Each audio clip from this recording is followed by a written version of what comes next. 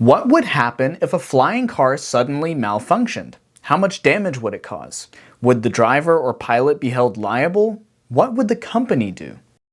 While we seem to be on the brink of a flying car revolution, I'm going to rain on the parade here. Why would you spend your money on one of these concepts or prototypes that have yet to reach production when you could spend your money on a flying car that we already see almost every single day?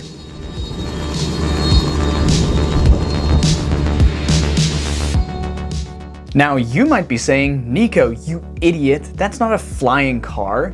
Oh, but isn't it a vehicle with vertical takeoff and landing, or VTOL capabilities? That's exactly what a flying car is supposed to be, right?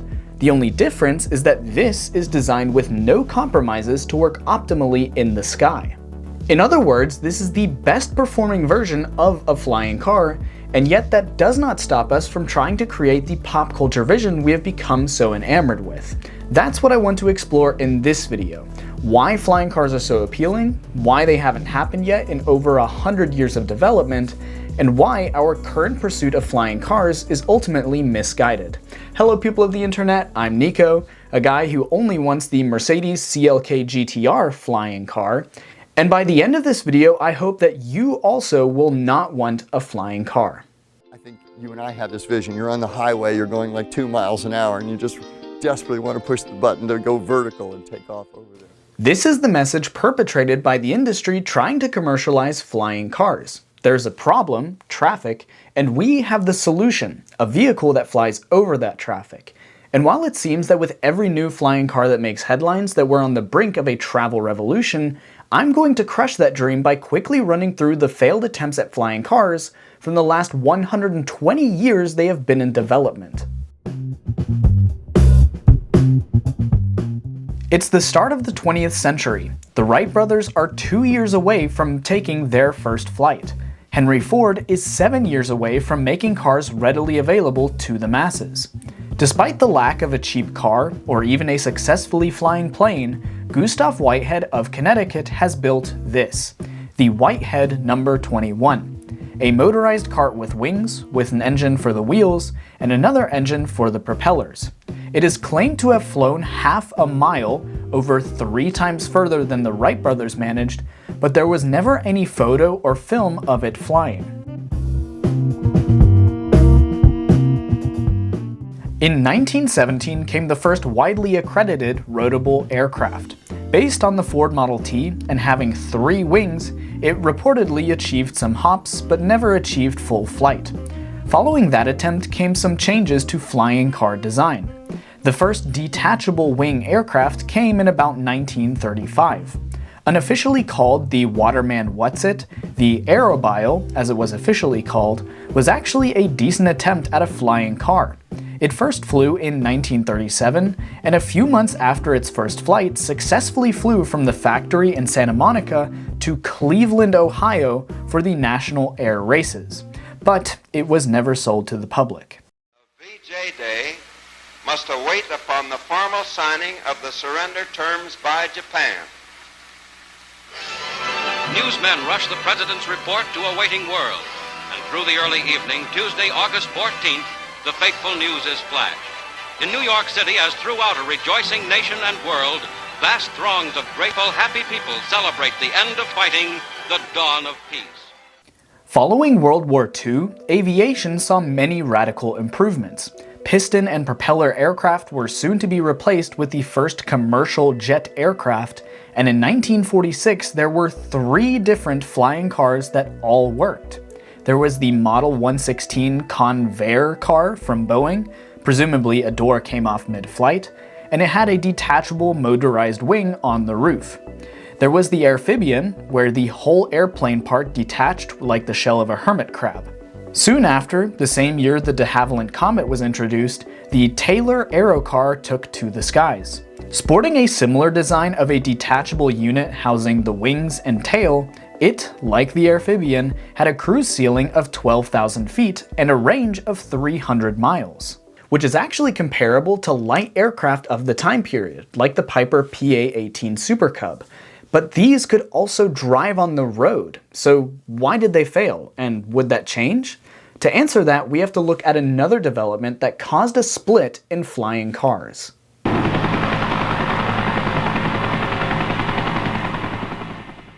In the years leading up to the Vietnam War, a new aircraft emerged. The helicopter quickly became an indispensable tool, moving troops and equipment to areas inaccessible to other aircraft, thanks to their VTOL capability. And this split in aircraft designs also carried over to flying cars. Starting in 1957, the US military developed a VTOL car, the Air Jeep, which led to VTOL cars being developed for the public. Traffic delays have become the classic metaphor for total frustration, and the dream of being able to flick a switch on your car and fly off out of the chaos on the roads must have been around almost since traffic jams began. First taking to the skies in 1965, the Aerocar, while maybe the most promising design yet, would ultimately see the same fate as so many flying car attempts before it. Decade after decade, companies promising to sell the future of transportation would rise and fall. Today, the picture is not so different. Multiple companies each promising to sell the future of transportation. Someday. Now, ignoring the fact that these may never see production, why would you not want to spend your money on a tool that would obviously help you avoid traffic? There are two camps here on this issue. There are the reasons why the people who don't have a flying car would not want flying cars, and why the people who do have flying cars would not want to keep them. For the people who don't have a flying car, it's very simple. In the same way that being outside of a normal car is unpleasant, being outside of a flying car would be even more unpleasant.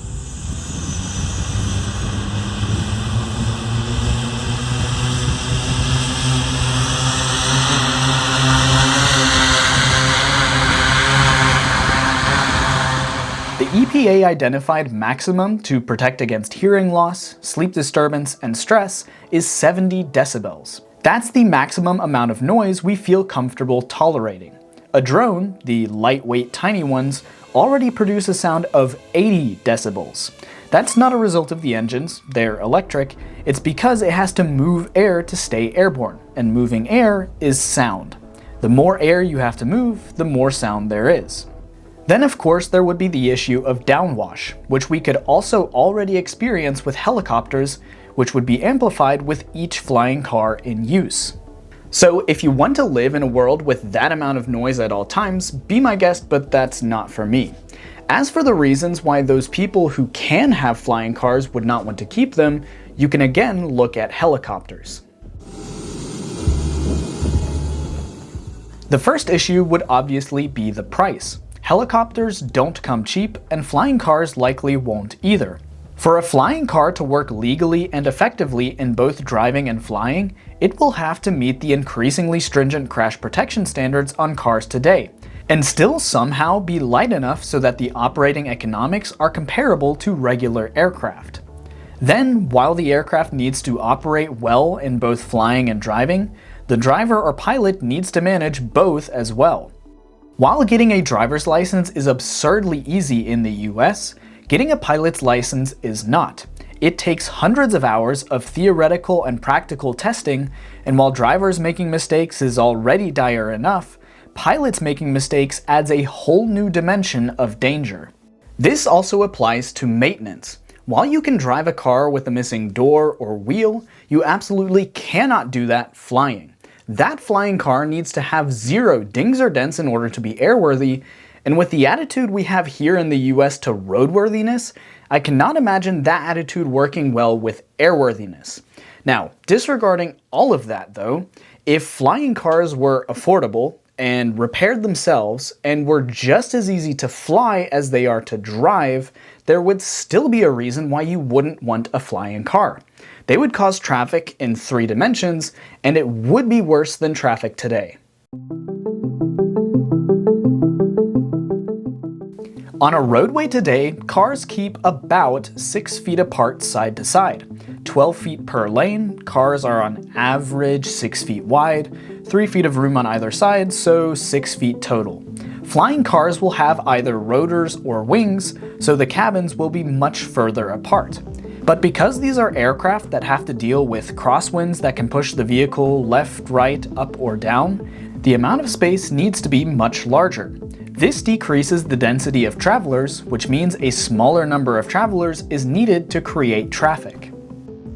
Now, in this hypothetical, the one benefit would be that if somebody in the flying car highway breaks down or collides with another flying car, those two flying cars would then fall out of the flying car highway and blow up the countryside below, if you want to call that a benefit. Now, you may be wondering what the actual solution to traffic is then. It's obvious. Get rid of cars. Traffic is caused by two things: too many cars and too many interruptions. While having flexibility seems nice on paper, in the real world it just causes problems. You may have experienced this yourself. Dozens of cars across multiple lanes quickly slowing down, all because of one person having to come to a near stop to turn into a business's driveway. Traffic happens really quickly, and sometimes even from nothing, as demonstrated by the circular driving experiment. So naturally, when you make driving the only option to get to every single business, you will have huge car volumes and huge variations in speed, which will very quickly lead to traffic. As was demonstrated by the Saturn commercial in 2003, cars take up a huge amount of space. This would of course be far worse for aircraft all traveling together in dedicated spaces, which would be the only logistical way of directing a mass number of people traveling in the air. Obviously, that is the extreme scenario where flying cars replace all other cars. So what then does the ideal combination of vehicle types look like? A good mix of different transportation methods would be ideal. For short trips to the grocery store or other daily necessities, walking or cycling should often be able to accomplish this. Then for short to medium length distances, public transit, by which I mean local bus, tram, subway, or even some light rail networks, are a great alternative to driving. Not everyone will want to use them, but having the option means that those who don't want to drive can get off the road. So even if you don't use it, public transit is beneficial to drivers. For medium to long distances, high-speed rail is probably the best option. With speed limits and requiring full attention for multiple hours, driving a distance between 100 and say 500 miles are trips best left for high-speed rail, where their significantly higher speeds allow passengers to reach their destinations sooner.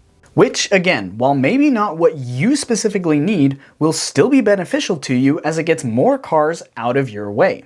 So where does that leave flying cars? Between the distances that high-speed rail covers and the distances that airlines cover is where I suspect flying cars will most likely be used. This is a hypothetical, but for the people who already have a personal aircraft, I suspect there is a market for those who want to avoid the costs of renting a hangar or tarmac space at an airport and would instead prefer to drive from their house in their flying car to a local airport and flying from there to another airport, from which they can then continue driving, not having to worry about organizing a rental car or other ride from the airport. Of course, if more American cities had proper public transportation routes that included airports, we wouldn't need flying cars in the first place. But of course, America doesn't really do public transportation. The solution to traffic, as agreed upon by the people designing flying cars and by public transportation advocates, is to remove cars from the road.